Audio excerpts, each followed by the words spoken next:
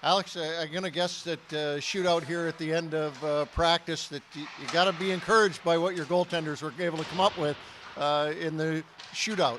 Yeah, they did a good job stopping a lot of us. So that's really good and really comfortable. Our goalies are saving a lot of shots, but at the same time, we got to start scoring more in the shootouts as well, so we come up with the extra points. And every single game that we have left now is huge, and we want to get back to that third spot so we don't have to play the play-in. And, we just got to work.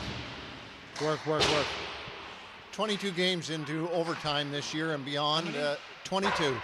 It's a record for the Marlies, and in a 72-game season. What do you guys have to do to, obviously, a couple more might go that way down the stretch here. What do you guys do to have success as you have had in overtime? I mean, yeah, we just try to, hold on to the puck when we have it and try not to force plays. I know we've had a couple overtime goals, and we're pretty good when we get to 3-on-3. We all know what we all been playing with each other for a while now, and kind of know what, the pairs are pretty much the same throughout the whole season. And there's a couple we could have for sure won more overtimes, and just haven't bounced in our way. But we just gotta keep pulling on to the puck, be confident with it, and make the plays that are there. How important are special teams? Have been great as well. Yeah, how important are special teams here in these last 5 games for you guys to catch a little fire on the power play? Yeah, of course, and the power is rolling. It's a huge part of the team that can help us win win. So, when the power play is hot, usually you're winning these games. If you can get 1 or 2 during the game in the power play, that's huge. And especially getting hot before playoffs would obviously be really nice, and so we get that little fire, like you said, and then continue into the playoffs, because that's going to be obviously a key factor. Cedric, first let's talk about the shootout. That has got to give you some confidence in your goaltenders with that little competition at the end of practice. Yeah, we had a hard time scoring goals on a shootout today. 3 rounds, I think. It's 2 end of the second round. Yeah, so it was tough. You guys have gone into overtime 22 times this year. That's a new record for the Toronto Marlies in a 72-game season. How do you guys end more of these in regulation? Because down the stretch here in the last 5 games, looks like those points are going to be necessary to hang on to. Yeah, for sure. We have to. I think we're taking a lot of penalties. We just gotta stop with penalties, and for sure overtime is like you don't know what's gonna happen. So it's trying to work on it today, and yeah. You talk about taking penalties. The PK has been good all year long, and it's one thing to play solid minutes on the PK, but not only how do you have success, but do you feel it drives the momentum even as much as a power play would? Yeah, for sure. Sometimes we can have more momentum off a good PK. If in a game it's a different making for sure. So we're taking pride in our PK, and I think we've done a great job so far this year, and we'll keep working on it.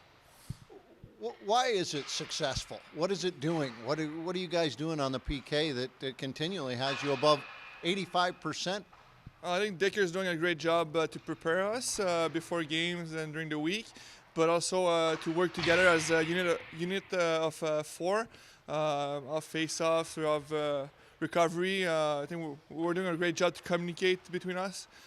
What is the success point that you're looking for in overtime? I know the goal is on the table, but what else in that special teams competition are you looking for?